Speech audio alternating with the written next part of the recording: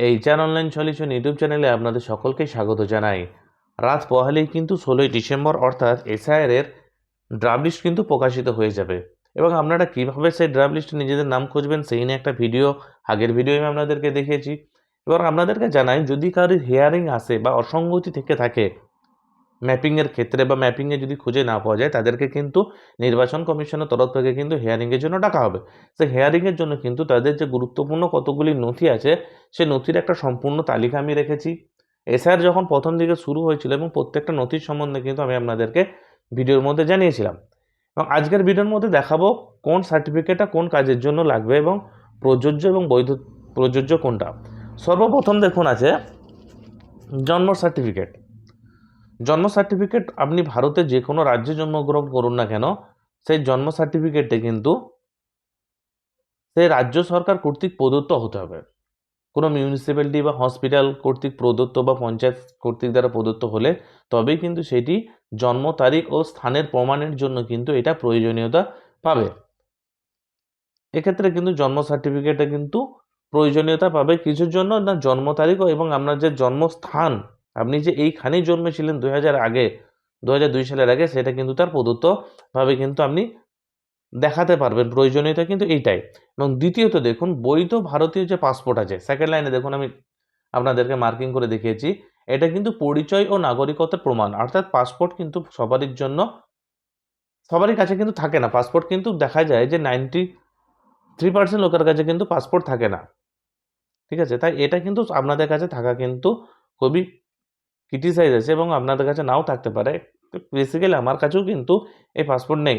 এবার তৃতীয় ক্ষেত্রে দেখুন মাধ্যমিক বা উচ্চ শিক্ষাগত সার্টিফিকেট যে কোনো স্বীকৃত বোর্ড বা বিশ্ববিদ্যালয় থেকে কিন্তু হতে হবে।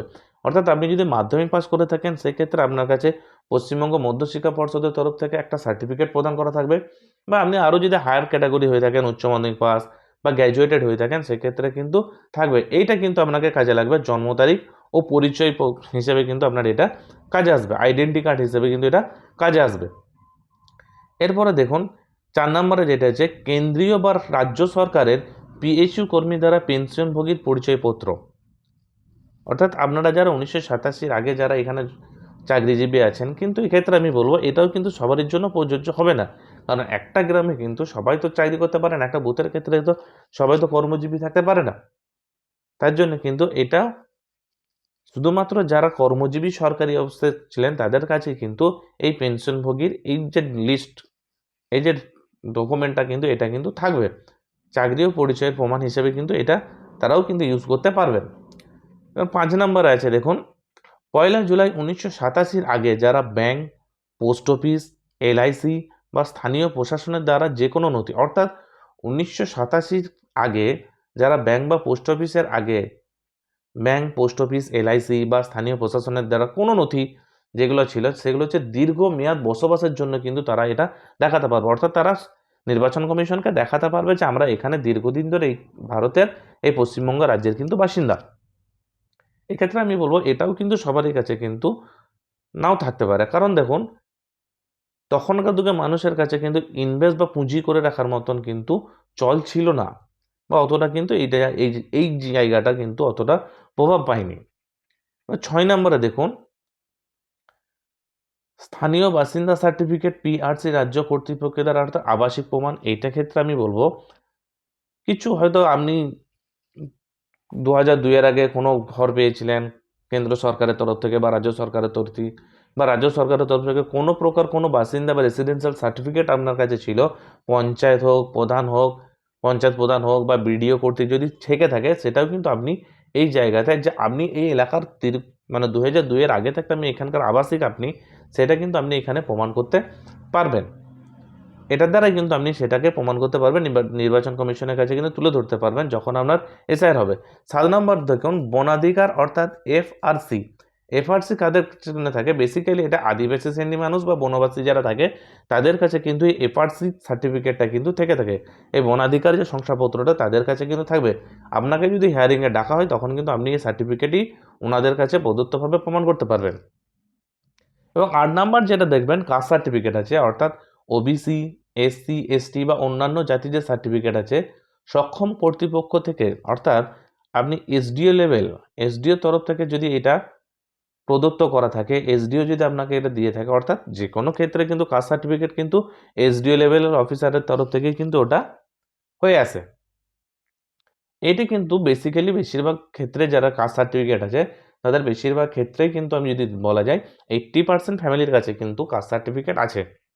ঠিক আছে, এবার 9 নম্বরে দেখবেন, 9 নম্বরের ক্ষেত্রে দেখুন জাতীয় নাগরিক পঞ্জি অর্থাৎ এনআরসি, এটা পশ্চিমবঙ্গবাসীদের জন্য গ্রাহ্যকর নয়। এটা শুধুমাত্র গ্রাহ্যকর হচ্ছে যারা আসাম থেকে এসেছে, অর্থাৎ আসামে কিন্তু আসামবাসী যারা ছিল তারা যদি কেউ আসাম থেকে এসেছে তাদের ক্ষেত্রে কিন্তু এটা প্রযোজ্য হবে, তাছাড়া কিন্তু আর কারোর জন্য এটা প্রযোজ্য নয়। এবং দেখুন তারপরে গেছে পরিবার রেজিস্টার অথবা রাজ্য বা স্থানীয় কর্তৃপক্ষ দ্বারা প্রস্তুতার্থে পারিবারিক কোনো রেকর্ড। এই জিনিসটা আমারও কিন্তু ধোঁয়াশা আছে, এই জিনিসটা আমারও সঠিক তথ্যভাবে জানা নেই। এক্ষেত্রে আমি আপনাদেরকে বলবো এটা অন্য আপনার যে বিএলও আছে সেই বিএলওর কাছ থেকে আপনি এটা জেনে নেবেন এটা কি হতে পারে। হতে পারে আপনাকে কোনো পাট্টা দেওয়া হয়েছিল বা অন্য কোনো তথ্য, এটা আমার সঠিক জানা নেই, এর সম্বন্ধে আমার নিজেরই ডাউট আছে। আমি আপনাদেরকে আবারও বলবো, আপনাদের ইলেকশন কমিশনের তরফ থেকে আপনাদের ব্লক বা এসডি অফিসে যখন ডাকাবে তখন আপনারা এইটুকু জেনে নেবেন কেউ।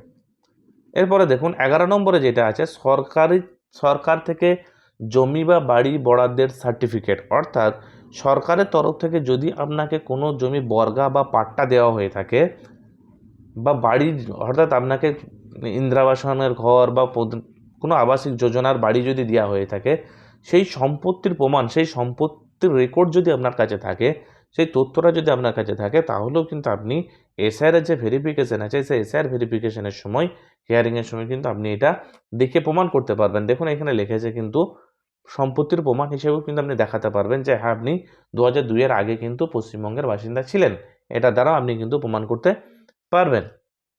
এবার দেখুন 12 নম্বরের ক্ষেত্রে দেখুন আধার কার্ড ফেজ 2-তে যুক্ত, শুধুমাত্র কিন্তু এটা আপনার আইডেন্টিটি হিসেবে কিন্তু ইউজ করা যাবে। আপনি কিন্তু এটার দ্বারাই কিন্তু নির্বাচন কমিশনকে প্রমাণ করাতে পারবেন না যে আপনি এই আপনি এটা নাগরিক হিসেবে কিন্তু এই আধার কার্ড দ্বারা আপনি প্রমাণ করতে পারবেন না। দেখুন এখানে বলেই দেওয়া হয়েছে নির্বাচন কমিশন এবং পশ্চিমবঙ্গের মুখ্য নির্বাচন আধিকারিক স্পষ্ট জানিয়েছেন যে আধার কার্ড শুধুমাত্র পরিচয়ের প্রমাণ হিসেবেই গ্রহণ করা হবে। এটি নাগরিকত্ব, আবাস, জন্ম তারিখের প্রমাণ হিসেবে গ্রহণযোগ্য নয়। কারণ আপনারা সকলে অবগত আছেন যখন এনুমারেশন ফর্ম আপনারা ফিল আপ করছিলেন তখন কিন্তু আধার নাম্বার দেওয়াটা কিন্তু ঐচ্ছিক ছিল, ওটা আপনার উপর নির্ভর করছিল, আপনি দিতেও পারতেন না দিতেও পারতেন, ওটা কিন্তু কোনো ম্যান্ডেটারি অর্থাৎ বাধ্যতামূলক ছিল না। তাই আধারকে আপনারা কিন্তু শুধুমাত্র আইডেন্টিটি কার্ড হিসেবে কিন্তু ইউজ করতে পারবেন, এখানে কিন্তু সিটিজেনশিপ হিসেবে দেখাতে পারবেন না। এক্ষেত্রে আপনাদেরকে বলবো এই যে 12টি তথ্য আছে, ডকুমেন্টস আছে, এই তথ্যগুলোকে কিন্তু কেউ জাল বা নকল বা টেম্পারিং করে, অনলাইনে যারা দোকান আছে অনেকের ক্ষেত্রে কি করেন টেম্পারিং করে দেয়, ফটোশপে গিয়ে এডিট করে আপনাদেরকে দিয়ে দেয়, এরকম টেম্পারিং কেউ করবেন না। যদি করে থাকেন তাহলে কিন্তু ভারতীয় ন্যায় সংহতির 377 ধারা অনুযায়ী কিন্তু আপনাদের প্রতি কিন্তু কঠোর থেকে কঠোরতম শাস্তির ব্যবস্থা করা হবে। নির্বাচন কমিশন স্পষ্ট সতর্কতা কিন্তু এটা জারি করে দিয়েছে। শাস্তি কি কি হতে পারে দেখুন, শাস্তির বিবরণ স্বরূপ আপনাদেরকে আমি দেখিয়ে দিচ্ছি। আপনাদের সর্বোচ্চ কিন্তু 7 বছর কিন্তু সশ্রম কারাদণ্ড হতে পারে, 7 বছর পর্যন্ত আপনাদের কারাদণ্ড হতে পারে। জরিমানার পরিমাণ আপনাকে যে আদালতে রাখা হবে সেই আদালত কিন্তু আপনাকে নির্ধারণ করে দেবে আপনাকে কতটা পরিমাণ জরিমানা দিতে হবে। এমনকি ভোটার যে তালিকা আছে সে ভোটার তালিকা থেকে কিন্তু আপনাকে স্থায়ীভাবে বাদ দিয়ে দেওয়া হবে, ভোটার তালিকা থেকেও আপনাকে স্থায়ীভাবে বাদ দিয়ে দেওয়া হবে। পরবর্তী নির্বাচনে প্রার্থী হওয়ার অযোগ্যতা, অর্থাৎ পরবর্তী নির্বাচনের জন্য কিন্তু আপনি আর প্রার্থী যদি কেউ হতে চায় আর কি, সেক্ষেত্রে কিন্তু তাদেরকেও অযোগ্যতা মানে তাদেরকে সিলেক্ট করা যাবে না। এই জায়গাটা কিন্তু খুব শাস্তির জায়গাটা কিন্তু খুব দৃঢ়তার সাথে মাথায় রাখবেন। আমার এই ভিডিওটি যদি ভালো লেগে থাকে তাহলে অবশ্যই আমার এই ভিডিওতে একটি লাইক দিয়ে যাবেন এবং আমার চ্যানেলটাকে সাবস্ক্রাইব করে দেবেন আমার চ্যানেলে যদি নতুন হয়ে থাকেন। ধন্যবাদ সম্পূর্ণ ভিডিওটি দেখার জন্য। ভালো থাকবেন, সুস্থ থাকবেন।